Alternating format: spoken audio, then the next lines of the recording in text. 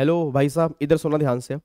अब कल जब मैंने एक वीडियो बना के डाली थी कि आपके टैक्सेशन में बहुत सारे ड्रास्टिक चेंजेस हैं, तो उसके बाद ना काफ़ी सारे बच्चों के डाउट्स आए कि सर क्या न्यू सिलेबस जो आप कह रहे हो कि न्यू सिलेबस में पेपर आपका सब्जेक्टिव होगा और इस बार आईसीएसई ने एमसीक्यूज भी नहीं दिए, तो क्या न्यू सिलेबस का जब मतलब जो टेक्स्ट का पेपर है तो क्या वो टफ हो जाएगा हमारे लिए। और दूसरे बच्चों के डाउट्स आ रहे हैं ओल्ड सिलेबस वाले बच्चों के, सर क्या हम न्यू सिलेबस में कन्वर्ट हो जाएं, क्योंकि अगर न्यू सिलेबस में कन्वर्ट होंगे टेक्स्ट का पेपर बड़े बड़े क्वेश्चंस होंगे तो क्या वो हम सोल्व कर पाएंगे नहीं कर पाएंगे, क्योंकि हमसे मतलब छोटे छोटे क्वेश्चन सोल्व नहीं हो रहे तो बड़े बड़े क्वेश्चन सोल्व कैसे होंगे। और क्या फिर हमें ओल्ड सिलेबस के अंदर एग्जाम देने चाहिए या फिर हमें न्यू में कन्वर्ट होना चाहिए, तो मैं दोनों बातें क्लियर करूंगा। सबसे पहली बात मैं बता दूं, जो बच्चे न्यू सिलेबस में हैं और जो बच्चे न्यू सिलेबस लेने की सोच रहे हैं, थोड़ा सा आपको माइंडसेट चेंज करना पड़ेगा जी।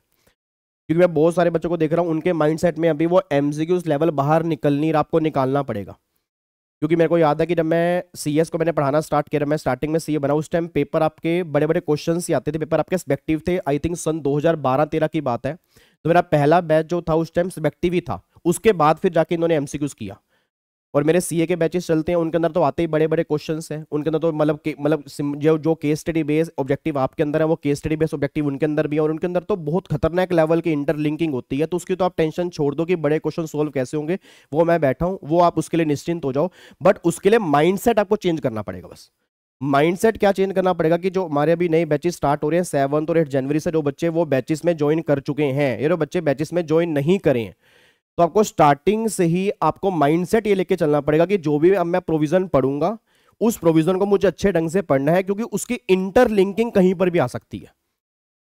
अब वो वाला काम नहीं है भाई सैलरी कर लिया सैलरी खत्म, हाउस प्रॉपर्टी कर लिया हाउस प्रॉपर्टी खत्म, सिंपल सी बात। आपको माइंडसेट थोड़ा चेंज करना पड़ेगा। ऐसा मैं क्यों कह रहा हूं आपको, मैं दिखाऊंगा रेजिडेंशियल स्टेटस के अंदर भी आपकी लिंकिंग आ रही होगी हाउस प्रॉपर्टी की, उसके अंदर भी लिंकिंग आ रही होगी सैलरी की, सैलरी के अंदर लिंकिंग आ रही है हाउस प्रॉपर्टी की। और जब टोटल इनकम वाले क्वेश्चन करेंगे ना तो में नजारे आ जाएंगे भाई साहब, पांचों के पांचों हेड की इंटरलिंकिंग आ रही है। कोई पीजीपी की बात कर रहा है, कोई टीडीएस की बात कर रहा है, कोई कैपिटल गेन की बात कर रहा है, कोई हाउस प्रॉपर्टी की बात कर रहा है। उन सबको इंटरलिंक करने के बाद फिर क्वेश्चन सोल्व होगा।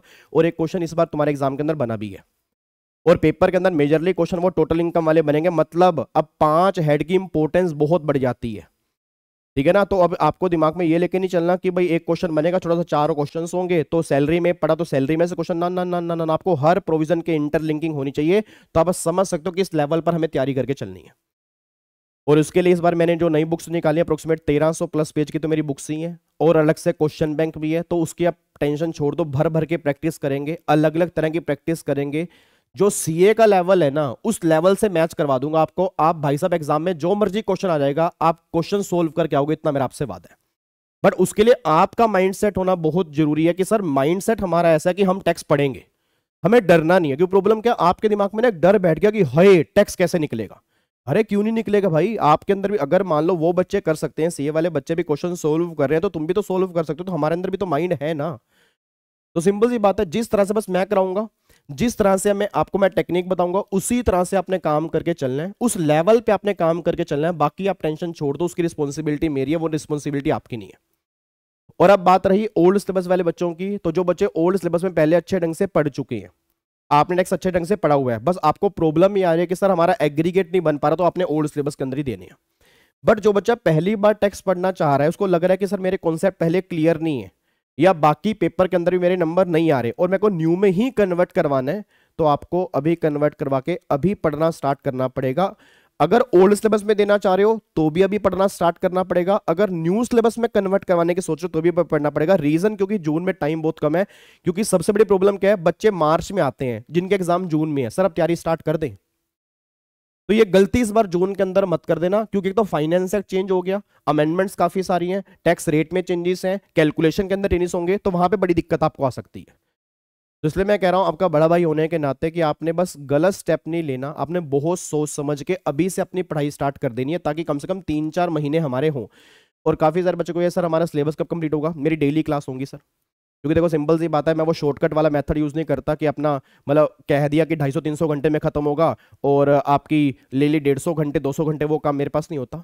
जो हम क्लास में करेंगे, आपको मैंने पहले बताया, जिस दिन बैच कंप्लीट होगा उस दिन अपना खून टेस्ट भी करवाओगे, अंदर से आपके टैक्स से निकलेगा, आपको मैं टैक्स से प्यार करवा दूंगा, इतना मेरा आपसे वादा है। तो मेरी डेली क्लास लाइव वाले बच्चे जो आते हैं, मेरी डेली क्लास होगी मंडे टू सैटरडे, इवन कई संडे को भी क्लास होगी, बट हाँ सिलेबस मैं सही टाइम पे कंप्लीट कर दूंगा ताकि आपको कम से कम एग्जाम से पहले 1.5-2 महीने का टाइम मिले रिवीजन करने का, क्योंकि सेल्फ स्टडी बहुत जरूरी है। और बड़े बड़े क्वेश्चन सोल्व अचानक नहीं होंगे कि अगर तुम्हारा सिलेबस कंप्लीट हो रहा है भाई साहब 20 मई को और 1 जून को तुम्हारा एग्जाम है, तो वो तो तुम भूल ही जाओ, वो तो फिर तुम्हारा अटेम्प्ट लग गया। तुम्हें बहुत प्रॉपर प्लानिंग से सिलेबस कंप्लीट करना पड़ेगा ताकि एक लास्ट में कम से कम 1-1.5 महीना मिले मुझे रिवीजन करने का, बस ये पर ध्यान दो जी। ठीक है जी। तो जो बच्चे लाइव वाले हैं डेली क्लास होगी, मतलब Monday to Saturday, income tax और जीएसटी 3 दिन हमारा इनकम टैक्स चलेगा, 3 दिन हमारा जीएसटी, वो सारी की सारी बातें जो मेरी पहली क्लास होगी 7 या 8 तारीख को यूट्यूब पर भी लाइव होगी, उसके अंदर मैं सारी बातें क्लियर कर दूंगा जी। ठीक है। और बात रही अमेंडमेंट क्लासेस की, मैं दोबारा बोल रहा हूं, अमेंडमेंट क्लासेस 100% आएंगी, वो फ्री ऑफ कॉस्ट होंगी, 1 रुपया भी आपने किसी को पे नहीं करना, ना ही नोट्स का पे करना, ना ही क्लास का पे करना है। और जो मैं अमेंडमेंट क्लास डाल दूंगा डिटेल में, मैं सही बता रहा हूं, आपको यूट्यूब पे घूम लेना, वैसी डिटेल में नहीं मिलेंगी। सिंपल सी बात है ये। बट मैं डालूंगा कब? जब आपका रिजल्ट आएगा 25 फरवरी को, उसके तुरंत बाद मैं अमेंडमेंट क्लास डालने स्टार्ट कर दूंगा, नोट्स भी आपके पास आएंगे। तब तक आपने जो पढ़ा है पहले पढ़ते रहो।